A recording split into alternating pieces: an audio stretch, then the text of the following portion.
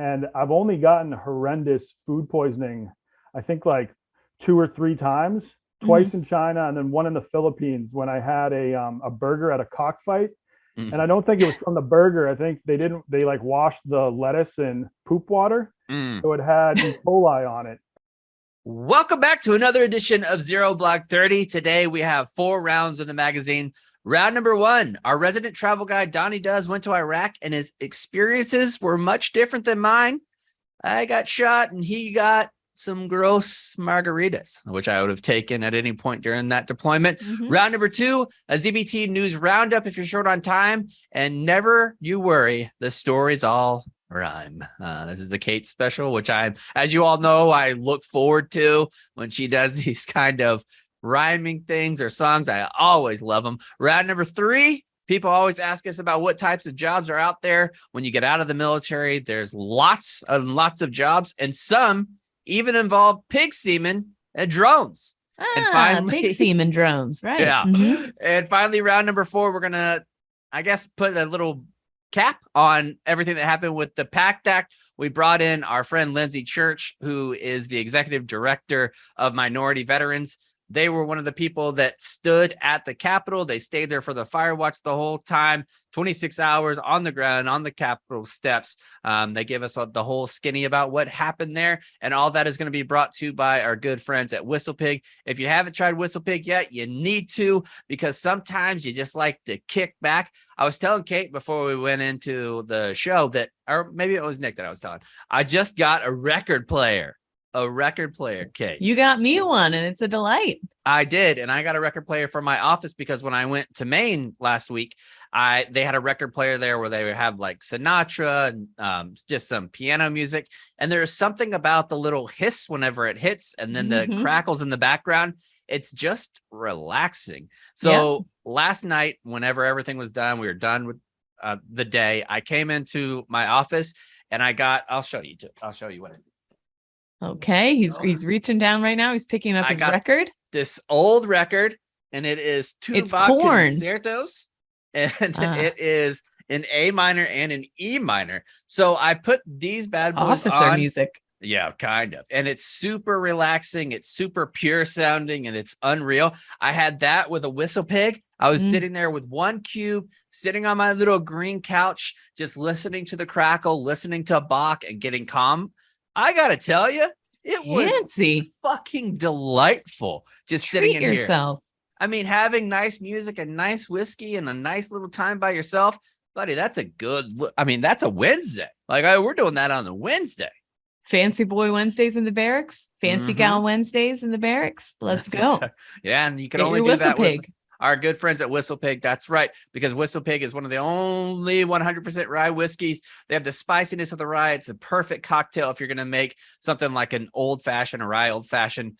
They also have syrup, too. So if you're not a whiskey person and you just want to still support us, go get some of their maple syrup. It's delicious. It's WhistlePig. You got to get yourself some by going to whistlepig.com or just by going to your local shop and picking up some there. All right, let's get going with the show. First up, I was nervous when I heard Donnie was going to go to Iraq because you worry about your friends. Me and Donnie are pals, and I'm like, I want him to be safe. But he's been, I should have asked him how many countries he's been to. I bet it's a ton. I bet it's over 100 by now. Yeah. I'm sure. Yeah, got to be over 100. He's lived before Barstool. He was living in China. He has lived. I mean, he's been everywhere. He did one trip. I think it was probably around 5 or 6 years ago, where he went basically all over Southeast Asia, and he went to all the different islands and spent like a month and a half, and every single place he went to was just beautiful. He just spent a weekend at Lake Como, and that looked amazing. He just has gone all over the spot. So he stopped by our show to tell us about his latest trip to Iraq, where I've been, but it was a very different experience, which you're about to hear about. Here's Donnie. All right, now on Zero Block 30, we're privileged to have Donnie Does, who just released his first couple videos. I think there's 4 out right now about going to Iraq. And I wanted to get into a little bit of how this started, because you've been thinking about this trip for a while. Like, you even reached out to me months ago and thought about like, oh, what do I think about you going? Would you do it again type of thing? When you decide to go to a place like North Korea or Iraq, Does it make your butthole pucker a little bit knowing the stories that we've shared and America has shared the last fucking 20 years? Yeah, it did for sure. And that's why at first I was only going to go to northern Iraq, because I've heard the Kurdistan region is, they're very friendly to Americans. And it feels more like a normal country. But then while I was researching that, I saw all these YouTubers just hanging out in Baghdad. And I was like, I mean, that sounds cool. And so, yeah, it wasn't until I talked to one of those YouTubers and he assured me, he was like, hey, I went with this tour company that I can put you in touch with. I had a blast. I never felt unsafe. All the people were friendly. If I hadn't talked to him, I don't think I would have gone, because I don't know if I just talked to you about your experiences there. I don't Yeah, a think little it really- different. yeah. I mean, when I was watching you go through these different places, I was kind of unsure how I would feel about it the first time seeing it, because most of the scenes that I saw in Iraq were combat. But I got to tell you, it made me fucking thrilled to see how vibrant their community and culture is. Like the one when you stopped by and you gave the story of the cafe that was bombed and 30 people in there died. And then you have the juxtaposition several years later of everybody drinking chai together, everybody having coffee, smoking cigarettes indoors. It's like, yes, man, they're back to normal life. Is that what you kind of experienced too? Yeah, for sure. Because the only impression I had of the country was when the war broke out, and it was just war for a couple years. And then it was just all of the protests and the terrorist attacks. Like when that cafe was bombed, it was in 2007. Were you Yeah, in that's when Iraq I was at the there. time? Yeah. Wow. Okay. Just got to open this. My dog is freaking out. Okay. Yeah. So, I mean, you kept on hearing like suicide bomb. And a lot of these times, a lot of these suicide bombings, like there weren't even any Americans killed. It was just kind of like one group of Iraqis targeting another group of Iraqis, which is just so sad.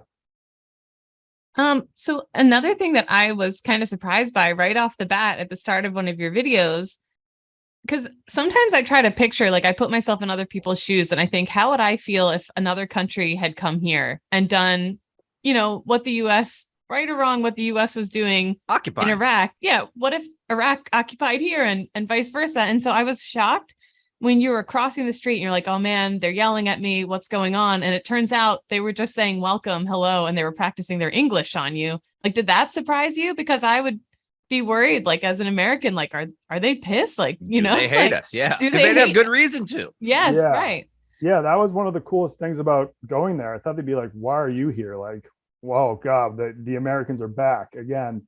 But Yeah. no, they were like, everyone who like realized I was there as a tourist, they actually seemed kind of proud. They're like, wow, some people actually want to come to our country, not just for political reasons and things like that. And so they seemed very grateful to have tourists, because it kind of like singles like, oh, maybe we're becoming more of a normal country.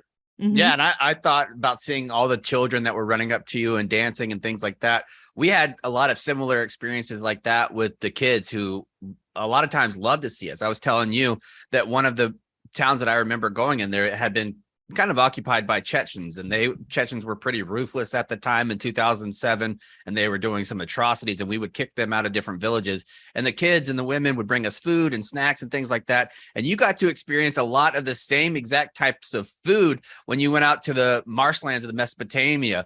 I was blown away by that. And I think that most people, when you picture Iraq in your brain, it is not a marshland, and it is not people who live basically on boats. Yeah.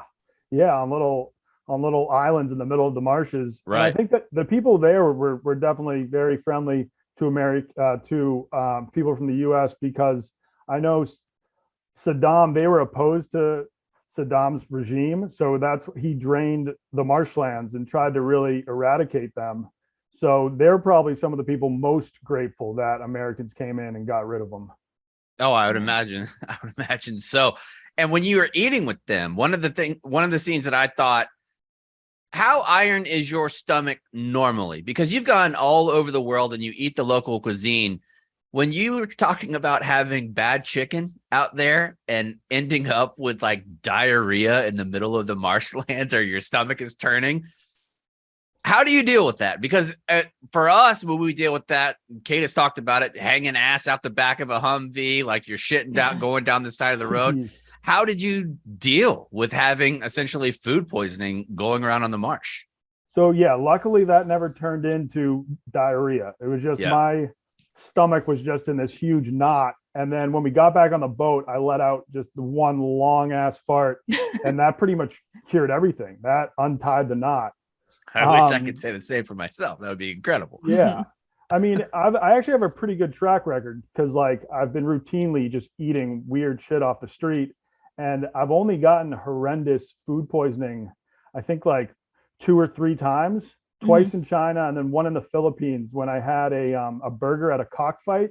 And I don't think it was from the burger. I think they like washed the lettuce in poop water. So it had E. coli on it. And that's like, I almost died. I had to go to their health clinic and they were like, we're going to need a stool sample. So they sent me into the bathroom and I just like diarrhea, pee out my butt into this cup. And then there's no toilet paper in the bathroom. So I have to walk back through the clinic just with a shitty asshole being like, what the fuck, guys?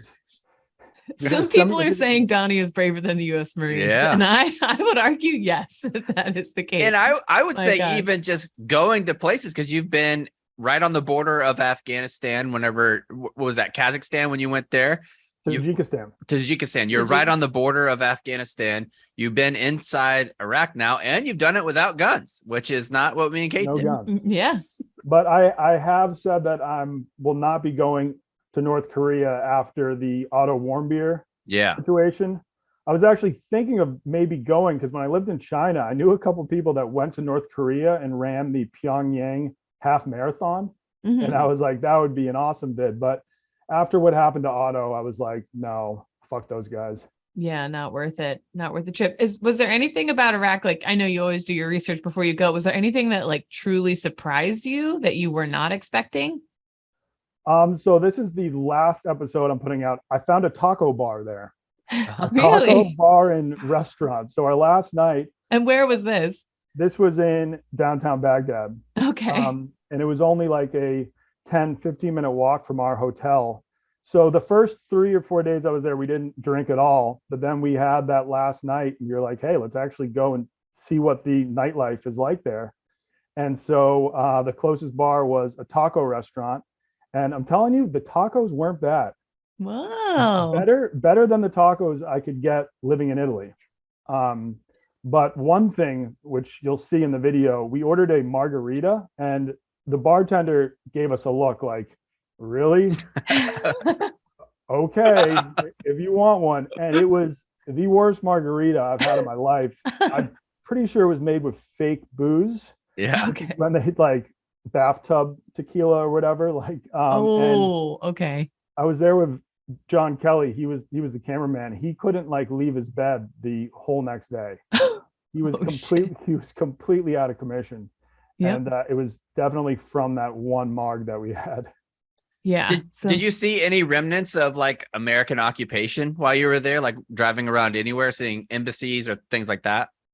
So I drove through the green zone once. Were you ever based in the green zone? No, I was always, whenever I was there, I was in Fallujah. Okay. So you're not allowed to just walk into the green zone, but you can drive through. First, you have to like talk to a guard and just like tell them who you are, and then they'll let you drive through it. So that was like, I got to see the embassies and stuff from afar. But one place I went to Saddam Hussein's old palace, which is right next to the ruins of Babylon. And I didn't know this before, but I learned while I was there that the U.S. military used it as one of their bases for a few years. Very popular military, like Facebook photos would be your buddy in the palace, like, you know. Yeah, and it makes sense because think of the construction of these palaces comparatively to a lot of the other buildings that are out in town at times. Like when we would go places, there was a place called Lake Haditha that had Uday Hussein's palace that was there. And as soon as you go into a palace, you could see the quality of construction is just so different than the other places. So if you're going to be in a fortified position, go to the bigger castles because you're going to have a lot more room. So it made complete sense when we were doing it. Yeah, it was a beautiful mansion, like on this mountain overlooking the ruins.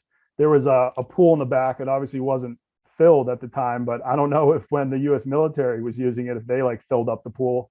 They Hippo did. There was mode. one They that went happened. hippo mode a lot. Yeah, there Really? we did. Like if there was a pool there, you would get in, and not even just that, but whenever, because I was at Haditha for a little while, you could go inside. Inside, they had really nice bathrooms for that area of the world, and they had bathtubs. So it was the first time I took a bath. It was in Uday Hussein's place and Holy his shit. palace Yeah. in Haditha. Yeah, he was the one. He was almost more psychotic than Saddam Hussein, right? Yeah, not Haditha. Sorry, Bahariya, Lake Bahariya is where Yeah. I was at. Okay, Yeah. yeah. Yeah, Not but they a were great crazy. I guy. mean, that place I had know. I know. His bodies kids that they were were. pulling out of the water, all kinds of stuff. Geez. So, when you guys were there, like, were you ever allowed to just walk around Baghdad, or I would say No. not. Yeah. No. So that was the entire thing with Bo Bergdahl's cases. It was very rare. I mean, people went outside all the time, but obviously it was for missions. Like you were doing patrols, you were looking for bad guys, you were looking for IDs, things like that. So there was no going out for us anyways. There was a time where you were allowed to go out in the green zone, where it was almost like you were out in town, like you were allowed to do that. But anywhere outside of the green zone, nobody in Baghdad was allowed to go.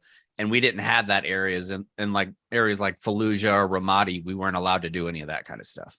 Yeah, I Okay. think that's what makes your series like so fascinating to me. Like I was only in Afghanistan, but I had a lot of friends who were in Iraq, and like it's almost hard for us to comprehend doing what you've done there, because for us it was always as a unit, you were always like on edge. You were always waiting for something to go off, and like it just had a totally, like I can't even comprehend going back to where I was in Afghanistan and like strolling down the street wouldn't even like it, like the thought of it blows my mind. So have you heard from other Iraq veterans who have watched the series at all?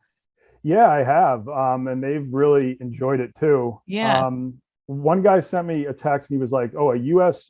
general, like one of the generals in the army over there, was talking about your vid." Someone was like, "Have you seen that like Donnie from Barstool Sports is actually like in Iraq?" And he was like, "I can't believe they're even letting him do that." And then they're like, "Well, you know what? Like the war was a long time ago. Now Mhm. Baghdad, it could be just as safe as some cities in the U.S. Or Yeah, and your you've gone to chances of Vietnam getting-" too. Yeah. Well, yeah, obviously Vietnam. I know like a lot of Vietnam vets that like started to go back to Vietnam and they were like, Mhm. "Oh, I absolutely love this place now." And yeah, the people in Vietnam like love Americans too, which is crazy. You would think after all that happened, they'd be really kind of out on the US in general, but that wasn't the case. And yeah, so my friend knew a military contractor out there. So we just like talked to him once before we left. And we're like, "Hey, maybe we could travel around with you for a few days." Because that's what he does. I think he provides security services and stuff. And he was kind of hyping it up to be more dangerous than it is. He was like, "So it's I going to really need this job, guys. So we got to Yeah. protect. it's going to cost you. We're going to be Yeah. traveling around in this like armored car because sometimes we get in shootouts on the road." And he wanted to charge us. He was like, "Normally I charge people like $4,000 a day, but for you, I'll cut you a deal and charge you $1,500 a day." And we were like, "Yeah, that's a little bit out of budget. I think we're just We'll gonna." walk. Yeah. But when you think about it, if you are going to be protected in a spot that used to be a war zone, 1,500 ain't shit. I mean, that's a steal. Yes. If I was like a CEO of a company or something like that, you would definitely shell out for that. But I did. So we had an Iraqi tour guide, and like the first 2 days, I didn't really leave the hotel unless I was with him. Mhm. And then the morning after we went out and got hammered off Margs, I was so hungover, and I was like, I just need to go for like a walk just to clear my head. So I just left the hotel, I was going for like a walk around the block, had my headphones in, and then like it dawned on me, I was like, "What the hell am I doing? I'm just walking around Baghdad, listening to music." Like that's probably not safe. I mean, at least if you're going to go out alone, don't have your headphones in. Just Situational awareness. Yeah. And, I mean, anywhere, any city you're not familiar with that you go, I suppose. Yeah. Especially if you're hungover. Yeah, Uh, so I immediately was like, I took out the headphones and went back to the hotel. I guess last question for me, were there other tourists there? Like, Yeah, this one company called Bill Weekend, it seems like they're doing pretty good business because while we were there, they were also showing like two other groups of tourists around. And like there's a couple companies that have started to spring up and they just organize group tours for people from North America and Europe and pretty much all over the world. wow. Wow. I think one of the most shocking aspects of the video to me, just watching, was the going in and getting approved to come into the country, the visa process and the passport process there. Because it was Iraq where you've gone to so many different countries, was this process a little more butt puckering for you going to a place like Iraq, or was it essentially the same as any other place? Bill Weekend, our tour group, made it very easy. Like as soon as we got off the plane, we met up with these two people, and normally you have to like fill out a form and like deal with the visa office yourself. But we just handed them our passports, paid the visas around like $80 each, and they came back 15 minutes later. We had our visas and could enter the country.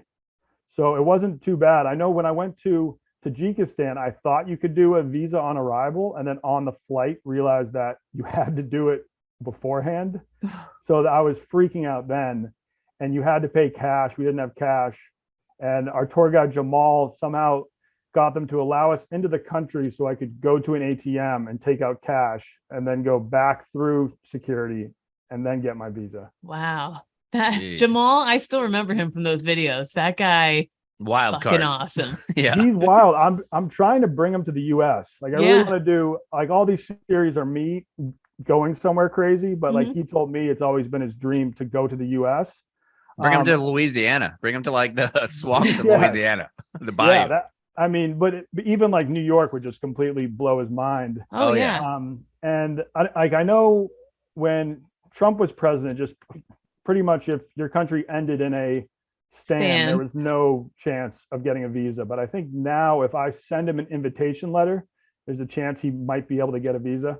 That would be awesome. If you haven't watched Donnie's Tajikistan videos, I mean, really any of them, they're also wonderful. I really enjoyed watching this Iraq series because again, it is hard for us to imagine with our experience. Like, oh my gosh, and it does feel really good to see. Like, oh man, like the grace, like how gracious everybody was, and like how kind, and like how like I don't know, it was just a really good thing. And that hasn't changed because that's the same way it was whenever I was there. Wonderful the people were just always completely nice and welcoming, and they would give you whatever they had. I mean, there were so many times that we would go into a place that was obviously a very poor village, and we would come in and they would be like, here's our water, here's our Pepsi, here's everything that we have that's nice. We want you guys to have it.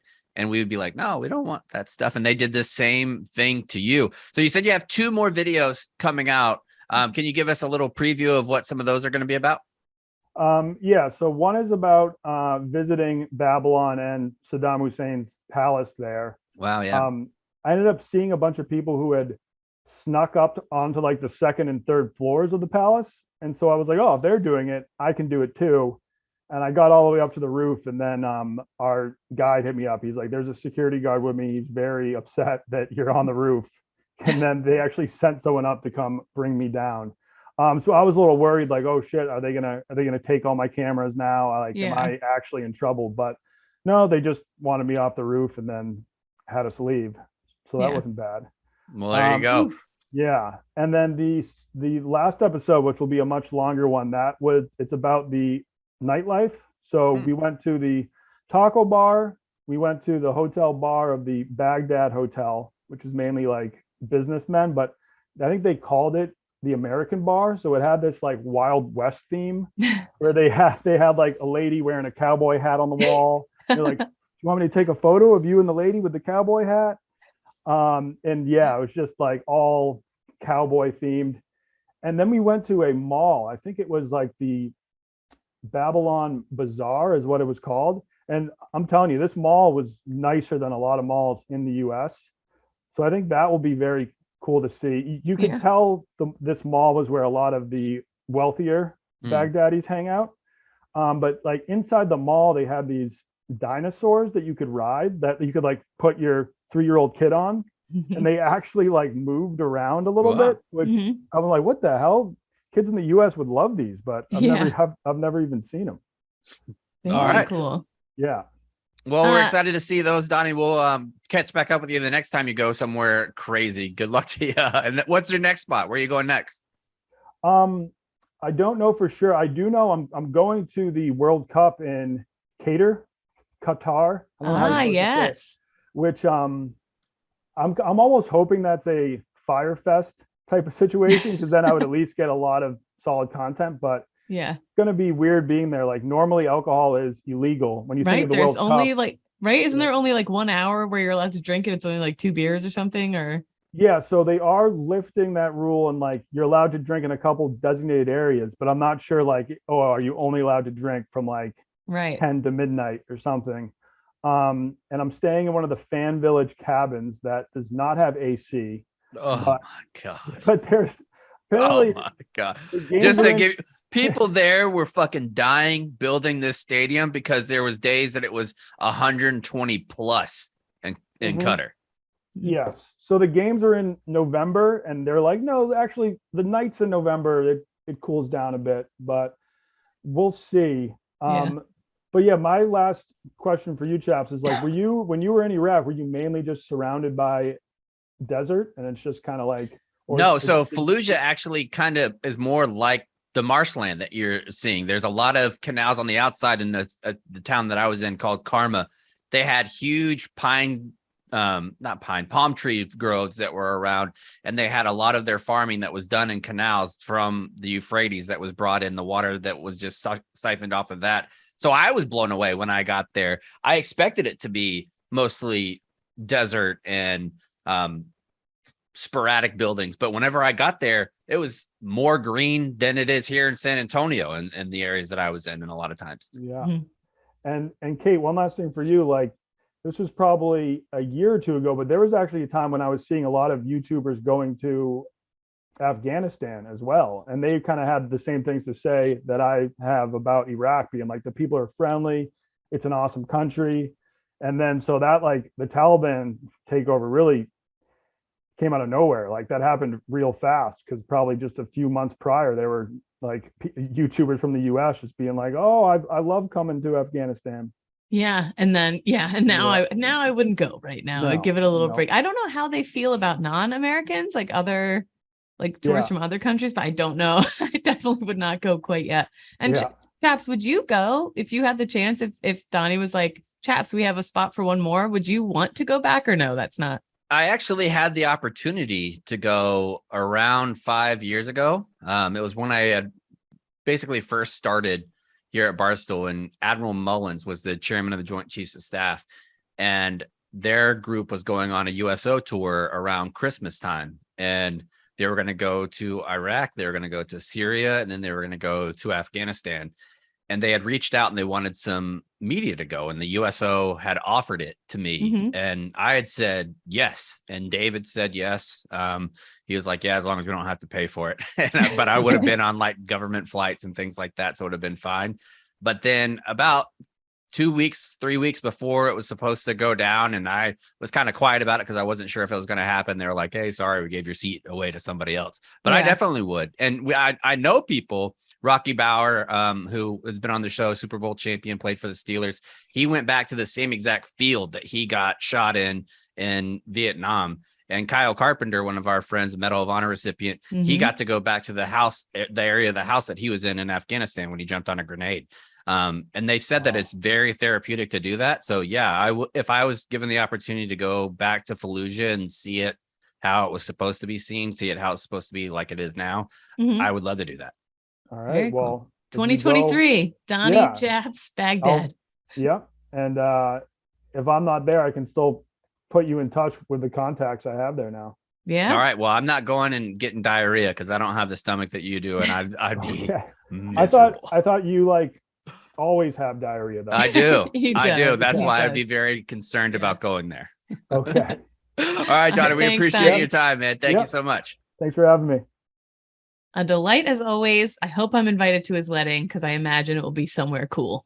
Yeah, I wonder what his high school experience is like, because I think you can always identify somebody who's going to be a world traveler. Like I went to high school with a dude named Gus Bennett, and Gus, whenever he was in 11th grade, you could have pinned him for a traveler at that point. You're like, this dude's like a free spirit. Like it's one of those people who gets along with essentially everybody.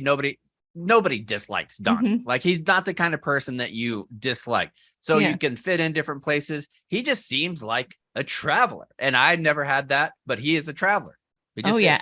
I think too, like I hope for my own son, like I want to start, because I like nothing against my parents or anything, but like we just didn't travel a lot when I was growing up. And I feel like it's expensive, but I hope I win the lottery or something so I can take my son to travel, because it really does open your mind. Like, I feel like you see all this scary shit in the news and you're like, oh, the world's so scary. And then you travel and you're like, oh, people are so wonderful and so amazing. And so it's a very good thing. I love what Donnie does. And he does it. He always gives every country he goes to. He shows the humanity of every spot and just does an awesome job. And appreciates the culture, which I appreciate. Yep. I could see Cash being like a rising senior going into college and being like, Mom, you know what? I want to take a leap year, me and you get in an RV and we're going to go around. I could see both of you guys doing that and loving it. Oh yeah. Because you go to the, what's the swamp that you go to? I take them all over. I take them all over my little pack. I take them backpacking. So yeah.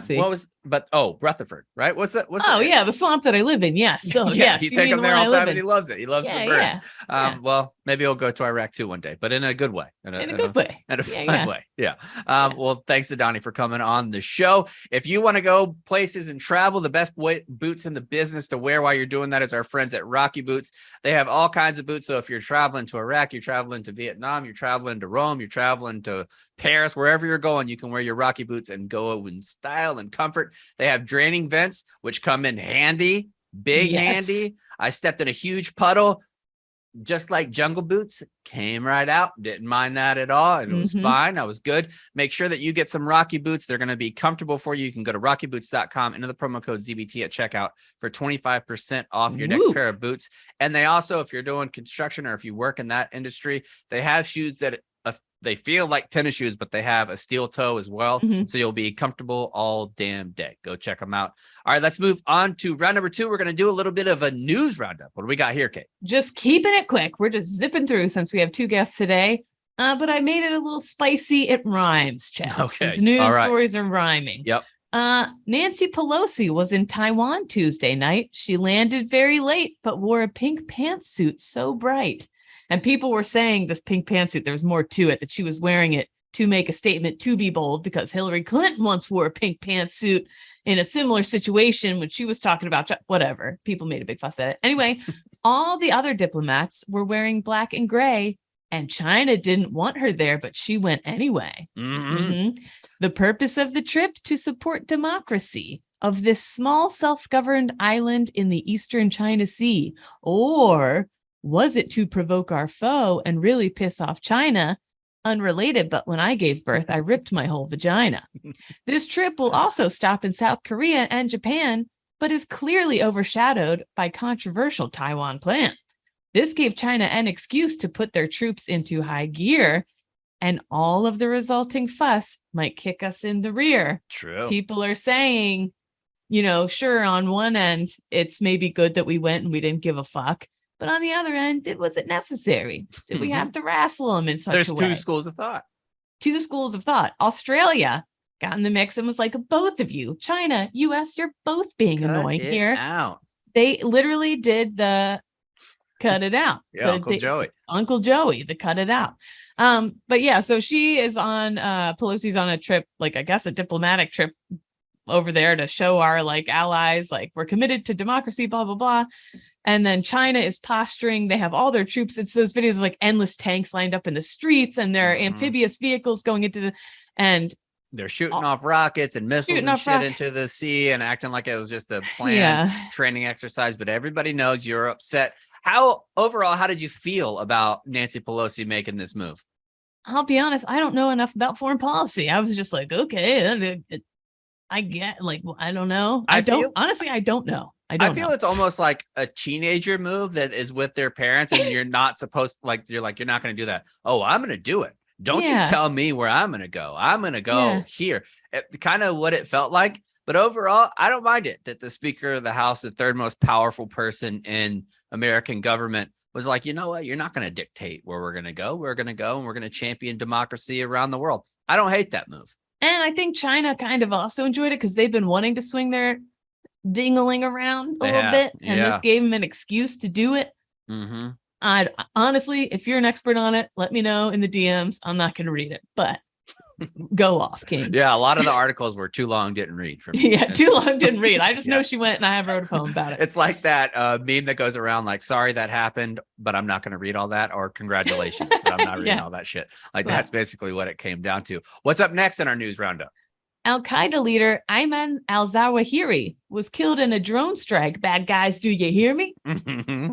He was in Kabul on a balcony when the bomb dropped. Off the floors, he'll have to be mopped. True. That's dark, but it's true. Yeah, so basically he plotted 9/11, one of the big kahunas, as they call him in Al-Qaeda. He was basically bin Laden's right-hand man. Yeah, he was bin Laden's right-hand man. This was just kind of an interesting side story. So the balcony where he was killed in Kabul, this guy, Dan Smock, he was a U.S. government aid worker. And he's watching the news. He sees the footage of the house, the wreckage of the house, and he's like, oh my God, I recognize that. It used to be his when he worked in Afghanistan on a U.S. government project. He said that he enjoyed starting the day looking out at the Afghan capital and had no idea that a few years later he would be looking at it on the news, blown apart by a U.S. drone. And he said, it's pretty crazy. He said, that's my old house. I keep running through the reality of him being in the same rooms I was. You never think like imagine like your house and you move out and years later. Yeah. I mean, it's a weird thing just seeing your house when somebody else lives there. You know, my house that I bought or that I sold last year, it's on the market right now. Really? And I'm like, what's the fuck's wrong with my old house? Were you trying to move out in a year? What's that about? Pal? What is that about? And they renovated the bathroom. Like it looks. Does that mean your house different? Smelled like soup or something weird? And they moved in. They're like, this house stinks. Yeah, very soupy house for very sure. Soupy house. I was reading about this drone strike that they did on this fella and the type of munitions that they used.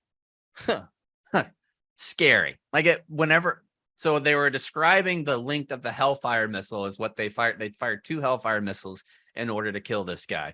One of them had blades on all sides of it. It's like a bladed up Hellfire missile and it designed not to explode. But what it does is takes the vacuum of the air and essentially rips it apart. So there's no real explosion. It just completely disintegrates you. Like whenever you get hit by it.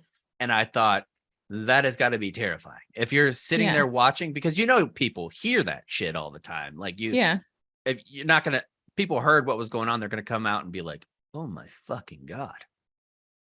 I also too was wondering, like it was in a pretty crowded area. I'm like, how did they? That's the reason why they use those specific that's the reason why they use that explode. One. Yeah, they said that. Thank God there was no civilian casualties this time, which is a rare thing. But glad that there was no civilian casualties, and I'm glad this guy died because he fucking deserves it. Yeah, he orchestrated 9/11. The only other note on that was, I think people were expecting more of a reaction to it. And for the most part, like it's been so long that a lot of the younger generation is like, who? They've never heard his name. They too long, didn't read, don't care. So glad he's dead. But anyway, up next, Alex Jones claims the frogs are turning gay and lots of other odd things each day. But this slimy, bloated man is a wart. And now he's been called to get roasted in court for defamation and lying about Sandy Hook. I can't even really rhyme about that. He's fucked up. He's basically, obviously, we all know, said it was a deep fake and all sorts of horrible things, and basically encouraged a ton of wackos to harass the parents of the dead kids, which is like unforgivable. You are so incredibly fucked up. But anyway, I'm not even going to continue lying about it. Basically, in court yesterday, the opposing lawyers, the lawyers for the Sandy Hook parents, was like, guess what?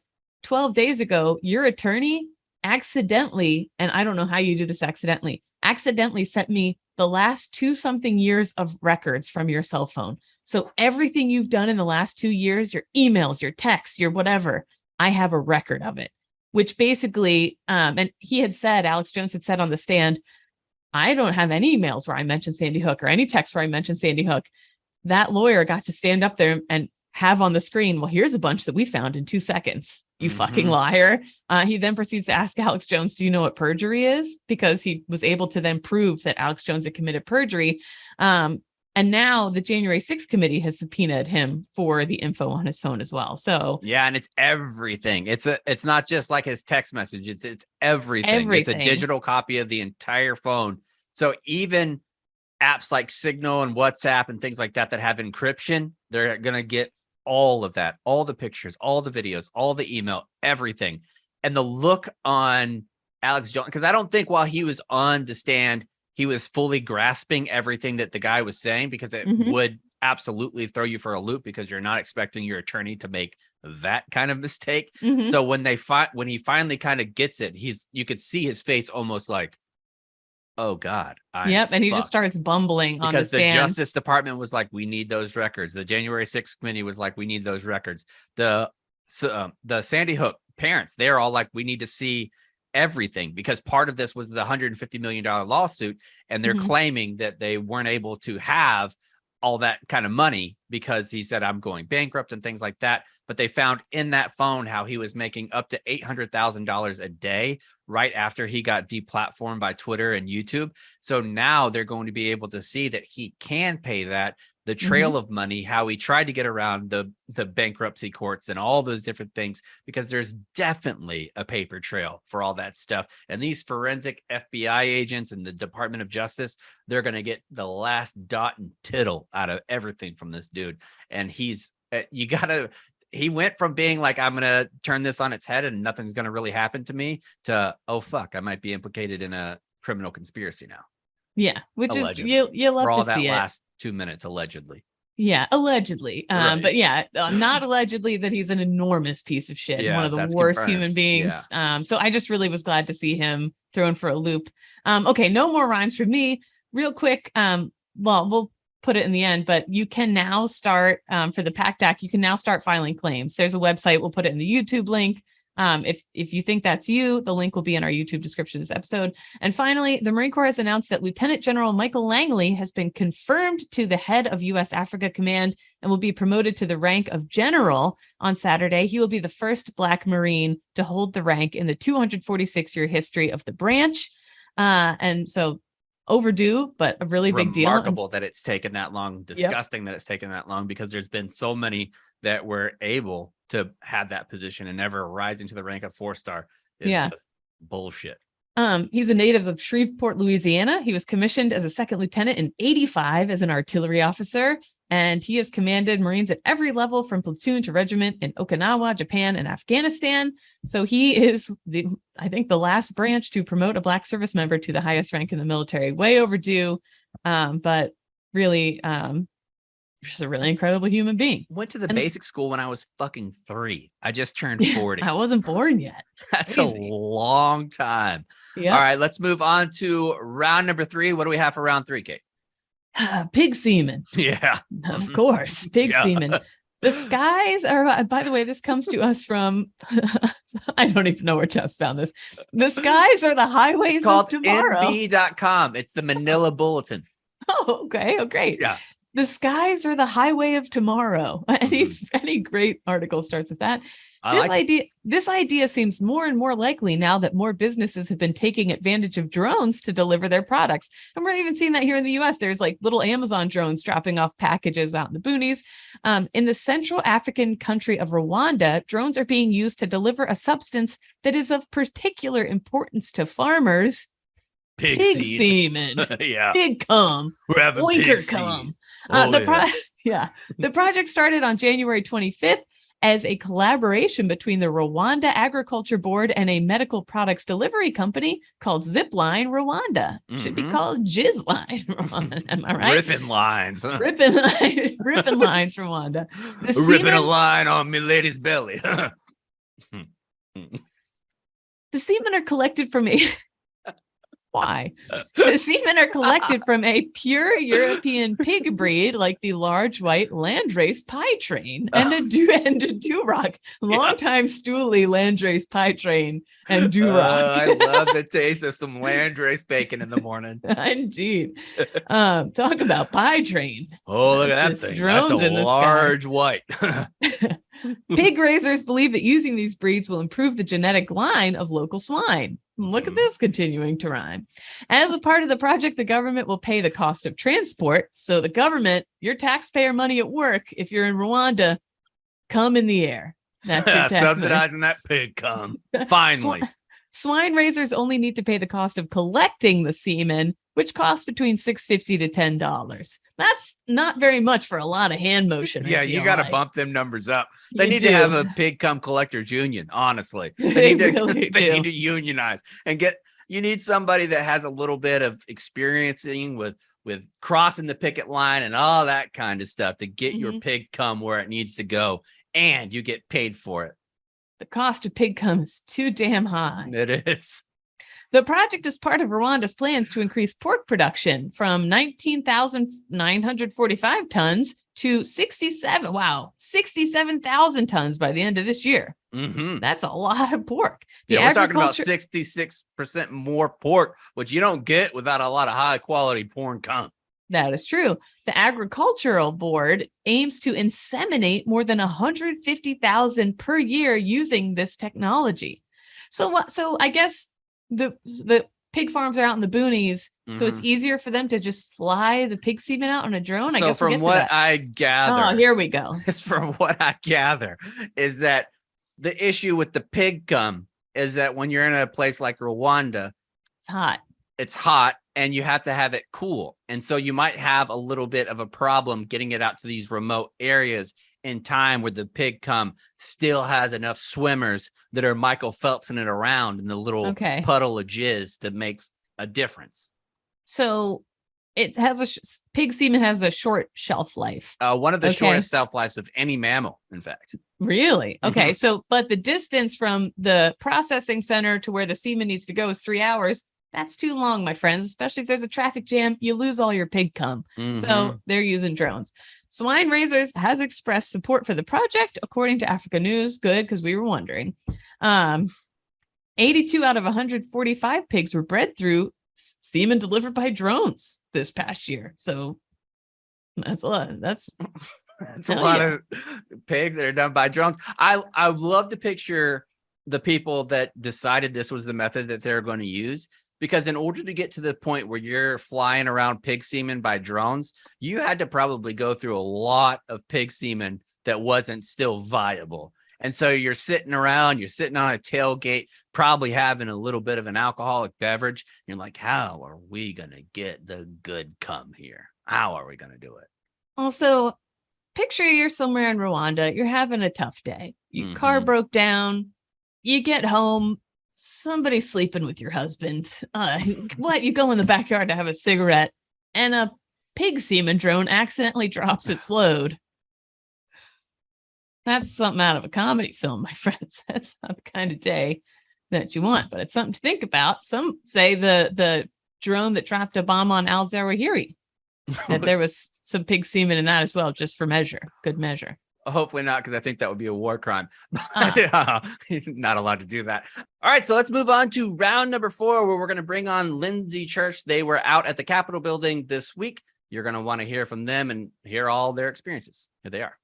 Now on Zero Block 30, I'm privileged to have somebody who I enjoy following on social media. I enjoy all of the work that they're doing, and I support all the work that they're doing. Their name is Lindsay Church, and they are the executive director of Minority Veterans, who you probably saw if you've been paying attention this last week to everything that happened with the PACT Act. Last week, or on Monday, we had Jon Stewart on the show, and the theme of the show was very angry. We had some righteous indignation about things that were going to happen. And now, just 3 days later, the tone has completely changed. We're happy that the PACT Act was passed. It's going to be signed off by the president next week. But we wanted to it didn't just happen. This shit doesn't just happen where legislation falls into place. There's a ton of work. So we wanted to bring on Lindsay because they were one of the people who was sleeping on the steps of the Capitol. Lindsay, thank you for joining us here on Zero Block 30. Thanks so much for having me. I'm really excited to be here. So let's jump right into it. When you found out last week that the PAC Act wasn't going to pass, it seemed like those 11 or 12 big veteran service organizations that are doing so much were just like, this is a fucking enough. When you got the message, what was your immediate course of action and how you were going to pursue what we're going to do now? So if I'm being honest, I working within a traditional space. Veterans organized very traditionally, go to meetings, hold suits, have funny hats, and do all the things. And so oftentimes we take a loss as, okay, well, we have to keep building. Well, let me tell you, Rosie Torres said absolutely fucking not. And so Burn Pits 360, if you're not familiar with them, you absolutely should be. And Grunt Style got together and decided after the press conference, after it was done, I'm not going home. I'm not done here. I'm not going to stand for what happened here. And so what you saw was actually a really small group of people that said, actually, enough is enough. I'm not going to go back and do these lobbying meetings. I'm going to sit on the steps of our nation's capital and I'm going to demand that you move this. And so what I saw was actually that group of folks that said, I'm not going home. What do we do? I'm not going home. And then another veteran joined them. And then another veteran that joined them. And my friend Kristen Rouse out in New York City was like, I'm getting on a train tonight. This was after Thursday, after they had slept over there by themselves for the first time. Kristen hops on a train and says, I'm on my way. And I was like, wow, I had not planned on going. And so she got me, she pulled me in. And so she slept on the Capitol steps on Friday night, and I was there on Saturday morning, and I thought I was going to be there for 3 hours. I ended up there for 26, went home to take a shower, and then came back because, like, I don't know about you all, but like the camaraderie of the military community doesn't often replicate itself in spaces that we exist in now. Right. And this whole protest, this whole sit-in, this whole movement, you know that the world has gotten done fucked up when Grunt Style and minority vets are protesting together. Like there is something seriously, you have fucked up so badly that we are now protesting together because enough is enough. Like, I mean, enough of our friends have died. Yeah, John Stewart out there with you, Grunt Style, minority vets, the veterans for the Vietnam Veterans of America. You had so many groups that represented so many a diversity of thought across even the veteran service organizations. I actually was noticing that in a lot of the videos that were coming out about you all on the Capitol steps. And I thought, this is unreal. It's almost like a platoon is developing. You can see different people rising up in different levels of leadership and what they were responsible for. Some people were responsible for being runners. Okay, you're going to go get ice. You're going to go get food. Okay, you're going to do communications. You're going to do intel and gather the things that we're going to do. And all you guys banding together was really a beautiful, beautiful thought, right, Kate? I'm sure you shared some of that too. Oh, absolutely. And I mean, it's one of those things too, that also all those groups have such a wide reach to their own audience that it got everybody across the veteran community who wasn't there paying attention and on the same page, which was also like, I lurk on all sorts of different mill pages, some super good vibes, some Babadook vibes a little bit. And once again, everybody was on the same page. And it sucks that this is what it took for that. But I also hope that more good things come from this to see like, wow, you can disagree and still come together and get really important stuff done on the things that matter most, which is like, I feel like I don't care what your belief is as a veteran. I still believe you should be taken care of. And that's what everyone kind of came together for. So it's just really powerful to see. And it was a really big fuck around and find out moment for the Senate. I think it really too. Was. They done found out. Like they did. They found out. They found out. We flipped 25 votes by sitting outside the Capitol in 5 days. Do you know how long it takes to flip a vote? Right. It's not an easy thing, but public shaming is sometimes what it takes. But let me tell you, bullying works. Bullying works. Like when you decide a thing and it is not just, when people call you on it, bullying works. Bullying doesn't always work because like sometimes it's not done in good faith, but this group came together in good faith and said, I'm a military community and mission first came out. And let me tell you, there were many times we couldn't talk about anything but the PACT Act. However, it was really important to see some of the movement. Like you'll see some of the pictures. You have all of these military veterans, all of their families, and you had some civilians that like jumped in.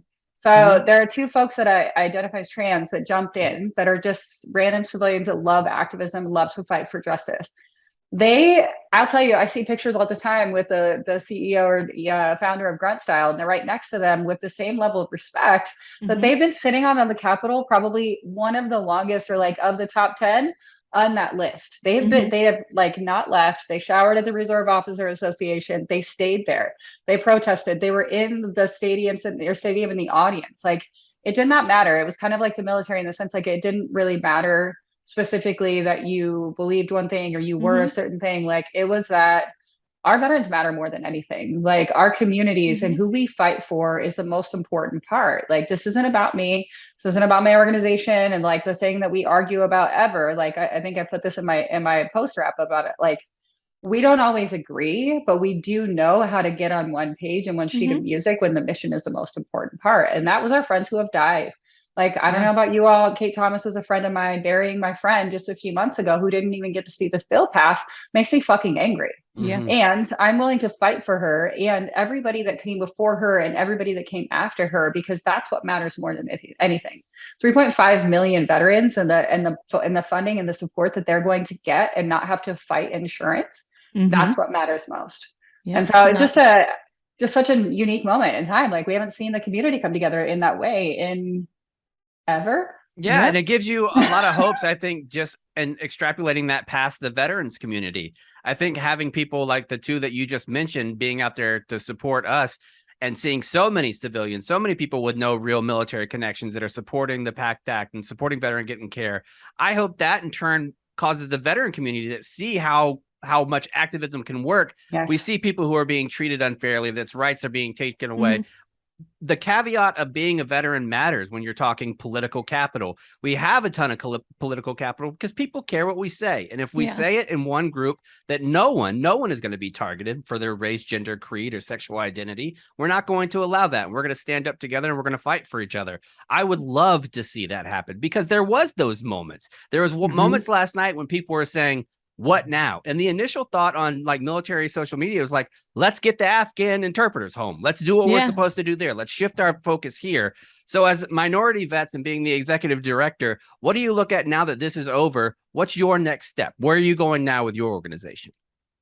So we actually attended a roundtable for Speaker Pelosi doing the kind of talking a little bit more about what's next, right? The same question that you're asking, like what's after the PACT Act. And, you know, folks are focused on infrastructure. Folks are focused on making sure that the buildings are up to date. You know, for us, it's about rights. More people that I know across the identity spectrum, almost anybody like has seen our rights kind of chipped away and they're angry and they're scared. I know as a trans non-binary queer person, like I'm afraid my marriage is going away. My wife is pregnant and now needs an abortion because our baby is not going to be viable. Like we're fighting against abortion bans. Like you have people who can't vote. Like the veteran community needs to focus on its rights and like whether or not our community, I mean, when you look at the spectrum of the minority veterans and we focus on women, people of color, religious minorities, and LGBTQ folks, that's about 10.2 million veterans of 18 million. That's a lot. That's a big minority too. That's a huge, right? Yeah. This like, is like minority, like a couple people. That's a lot of people. No, that's a lot. That's like more than half of the community. And as that community starts to dwindle because we're not actively at war, and so the community starts to get more diverse because the military is the most diverse it's ever been. It's only going to keep changing. And our rights, I think, are like one of the things that I don't know that we ever think about is like the connection to rights and veterans, right? So like the abortion ban, right? I actually heard Susan talk about this with Heath at the press conference. So Heath Robinson being the namesake of the PACT Act. Heath's spouse was pregnant and they had to get an abortion because there were fetal deformities. And they told him never to try to have a child again because his DNA was like genetically, he was changed because of burn pits. When we don't think that these things actually matter, they matter across the board. Like you think that it's just a women's issue, but there are many people that are married to women that are going to try to have babies. They're going to try to grow their families. And all of a sudden we're going to be fighting abortion bans across the country. And DOD and VA have some of the most restrictive abortion bans in the federal government. So if we're not thinking about what's happening to folks in Texas, what's happening to folks in Oklahoma, these things actually matter, and they're not just like tangentially a part of people's experiences.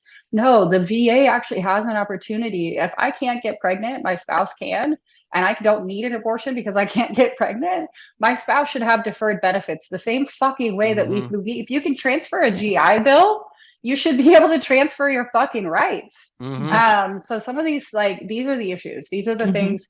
And my wife and I were talking about this before I got on here. It was that this is that moment. The PACT Act is the moment that we say that, okay, so minority veterans are actually disproportionately impacted by toxic exposure. When you look at communities of color, they're more likely to be, to have hypertension, to have diabetes, to have some of the cancers, the rare cancers. And when you add exposure to that, it's a synergistic effect. When you look at women and their reproductive cancers and the things that are coming back, disproportionately impacted by these bans. So when I say that when you program to the margins, you make everything better, this is the moment that I'm talking about. We fight hard for things that aren't necessarily what people would think of as minority veteran issues, because they matter so deeply, and we'll keep fighting for those things. And I hope, beyond hope, anything, that people saw what Minority Vets was willing to do this weekend, to literally sleep on the stairs of the Capitol, because it meant that our community would get the things that they need without interest. That one day when I say, hey, I'm really trying to fight the VA's abortion ban because I'm 100% service-connected disabled and I should be able to let my spouse have my benefits. I'm also TRICARE eligible because I was retired from Medicare, retired from the military. My wife can't get access to TRICARE abortion either. All of these things are not tangential anymore. They are a part of our very existence. And so what my hope is that we showed the community what we're willing to do, and hope that they will fight with us when it comes to sitting in because the VA motto doesn't include us. Yeah, and I think that that's super important. And one of our friends, Sean, his handle is Gay Black Veteran, and he was talking this morning about that same issue, that there is no such thing as just a trans issue. There's a trans veteran issue too, because there's trans veterans. There's no such thing as just women's issues. There's women veteran issues. Every single civil rights related issue affects the veteran community, because the veteran community is part of those communities as well. So every time that you're talking about a civil right being stripped away, you're taking that away from veterans too, and their family members and active duty military members who are. We were talking about like retention too is a huge problem. Oh my gosh. And I don't. Now you're opening that worm, the can of worms, the retention issue. Yeah. I don't want to join now as a woman with my beliefs, and like, if I know I could be sent to a state where I can't get the care I need, like all that stuff. And same, like maybe I have a spouse that, like you're saying, like I really does affect, like you said, it's the butterfly effect. It affects everything people don't realize. So I applaud you guys for the work you're doing. And it is incredibly important. I hope, because I do think it is so important for the different groups, like you said, like to see, oh, look, they're collabing, they're working together. Like, I do hope this leads to better unit cohesion amongst that. I mean, it's true though, right? Yeah. I have an idea, and I'm going to name it on your show for the first time, and nobody can say that this. Oh yeah, we do that all the time. We copyright ideas all the time. You're good. All right, so we have the GI Bill. I don't care if somebody goes to take it on. This is a big one. So we have the GI Bill, right? The GI Bill was a result of the bonus army sitting in on Capitol Hill for like 2 or 3 months to get the GI Bill, because their bonuses were denied and they weren't going to get them for like 10 years. And like we all know, you need that money right away. And so like they sat in on the Capitol and they got the GI Bill of Rights, right? We have the GI Bill of Rights. We have the Montgomery GI Bill of Rights. We have the post 9/11 GI Bill. What about the GI Bill of Civil Rights? What about the piece of all of us coming together to say that these are the issues impacting women and gender minorities. These are the issues impacting people of color and racial minorities. These are the issues, and pull them all together for one giant bill, like we've seen with Deborah Sampson, the largest piece of legislation ever for women veterans, the PACT Act, toxic exposure. Like, what about the GI Bill of Civil Rights that includes all of us, that we, the 10.2 million minority veterans, can come together with our allies and our friends that we have continued to support through time for this piece of legislation that would be landmark and include the rights, like repealing the Hyde Amendment, changing the motto, ensuring that voting rights are like included in part of the military, like transition from voting, your voting registration from military active duty to veterans, like pulling across all of these issues, like the Isaac Woodard, the GI Bill restoration for Black veterans. Completely redoing the Ferris Doctrine. Oh my goodness, don't get me started on the Ferris Doctrine. Which is insane.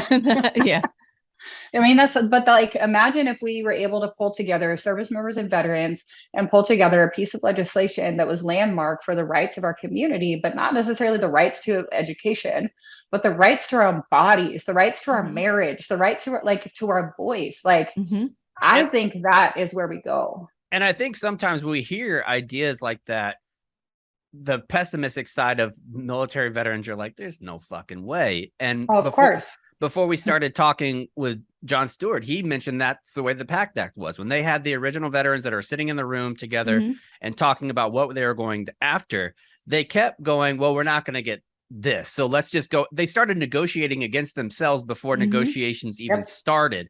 And I feel like that's because in the military mindset, with 90% being enlisted, you're like, we're not going to get some good stuff. Let's go ahead and just get some average things. If we get average care, that'll be good. And that's a win. Yeah. And that's real. Right. And we don't have to do that. You're seeing now with the PACT Act. Sure, the PACT Act should have gone farther in certain areas, like uterine cancer and breast cancer and things like that. There should be more diagnoses that come along already. There is issues, and they're going to be able to amend those in the future. But we have to look at it now. What can we accomplish? Because you have momentum. And if you don't seize that momentum and keep moving things forward, you're going to be stagnant, and then you start moving backwards. This is a time where people are paying attention to what veterans are having to say. And so we need to say it loud, and we need to say it with our whole fucking chest. And I'm so glad that you at Minority Veterans are doing that. Where can they find your work, and how can they get involved?